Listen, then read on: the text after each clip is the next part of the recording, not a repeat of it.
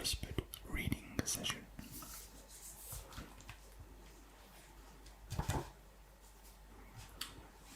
Let's continue with the story of the converse weapon.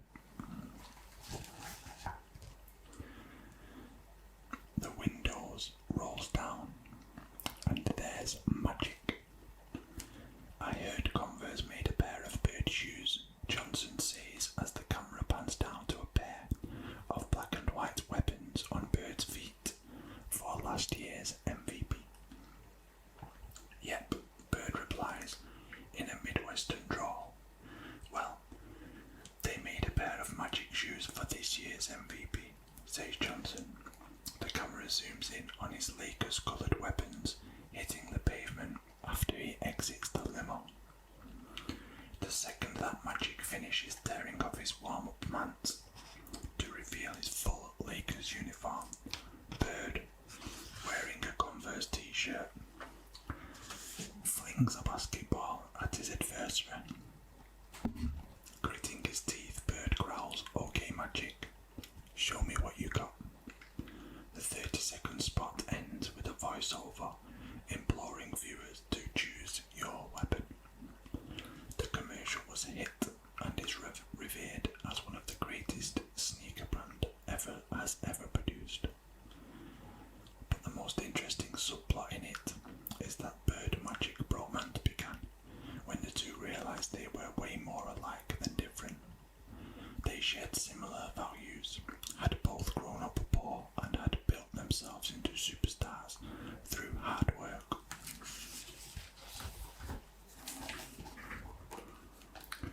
On that shoot, Johnson told Letterman, "I got to know Larry the Man, and he got to know Irving the Man."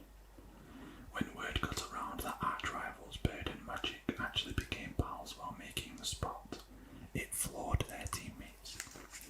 "We know on the court they were trying to beat each other's brains out," said Michael Thompson, Johnson's teammate on the Lakers for 5.5 seasons.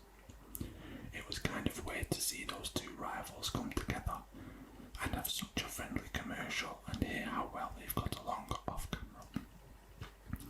Converse didn't limit the marketing of the weapon to just its NBA headliners, mirroring what it did with the Magic and Bird in print, which readers started to see in publications like Sports Illustrated and the Rolling Stone in the spring of 1986. The brand produced an ad featuring Denny Crum, then the head coach of Louisville, and Bobby Cremins, then the head coach of Georgia Tech, standing back to back and holding the weapon like a pistol.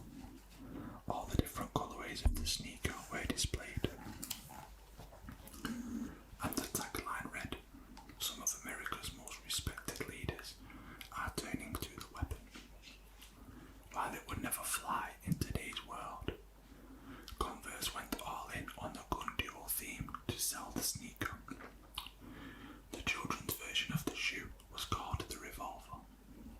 For another print ad, the brand rounded up 3-time NBA All-Star Mark Aguirre and future Hall of Famers Isaiah Thomas, Kevin McHale, and Bernard King, or Bernard King, I'm not sure, along with Bird and Magic, to show off the colourways each player would wear and flaunt its star power.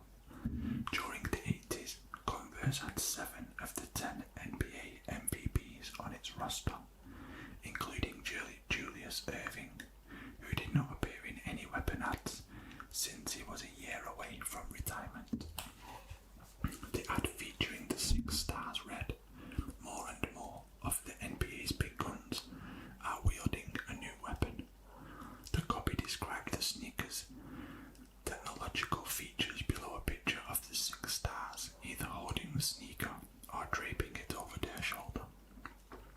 For the brand, the print ad served as a way to educate people more about the technology, said Smallage, and the video component was more a means to showcase this marketing savvy around rivalries and pitting the two greatest players in the league against each other. It was the perfect marriage of innovative basketball shoe and killer ad campaign.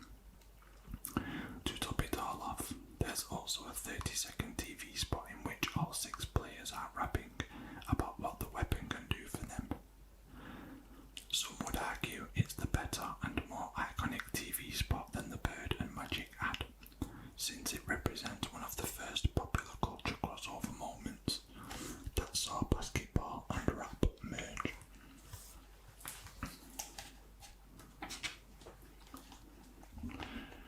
If that weren't enough to cement its legendary status, you get to hear Bird rhyming it. Sans moustache, Larry Legend ends the spot, first hoisting up a pair of black weapons, followed by the MVP trophy bragging, "Y'all already know what they did for me. I walked away with the MVP." The weapon, along with its clever and popular ad campaign, was arguably the pinnacle of Bird's and Magic's reign as sneaker influencers 30 years before the term became ubiquitous.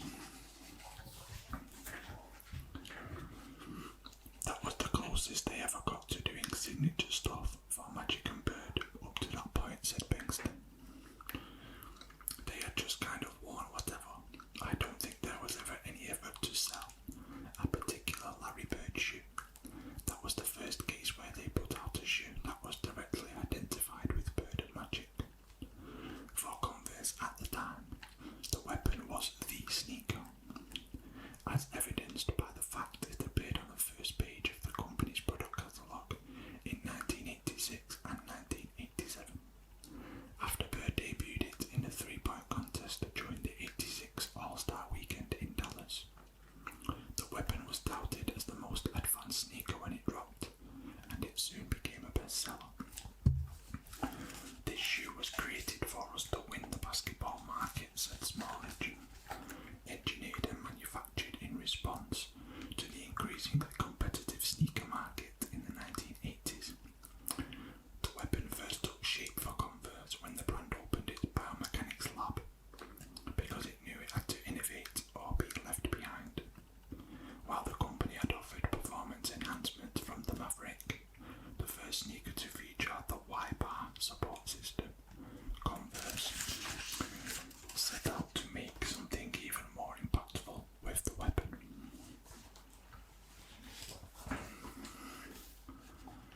To put it succinctly, the weapon was fresh.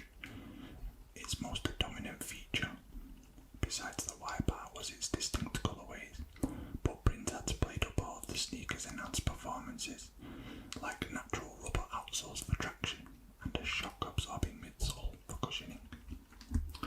Extra padding was added around the sneaker's collar for increased comfort. Sitting between a high top and a low, the weapon looked sleeker than the Maverick. The weapon was one of their first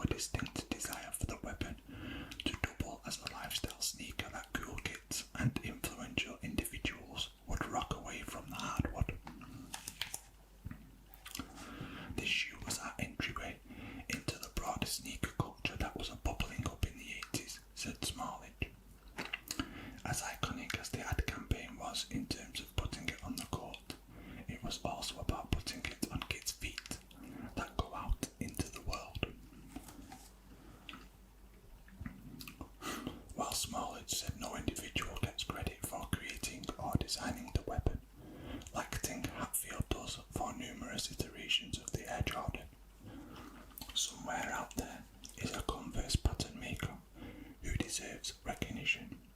It's just never coming because no one can remember exactly who it was, said Smallage. Sure, in its impact, the weapon will always pale in comparison to the Air Jordan and a few other basketball sneakers released in the 80s, but its historical standing will never be lost on connoisseurs and enthusiasts alike.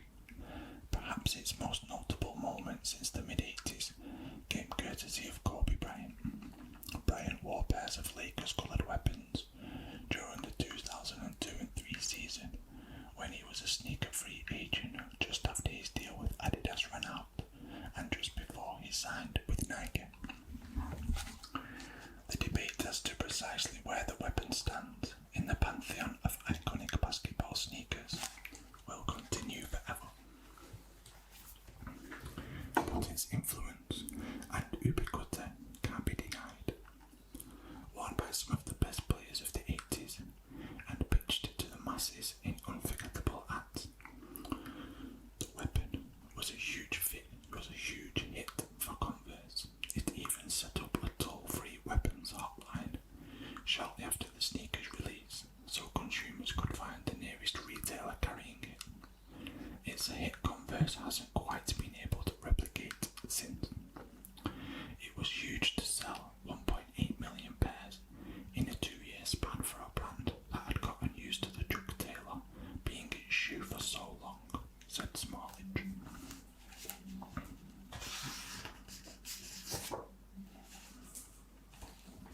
And that, sneaker pants, brings us to the end of the story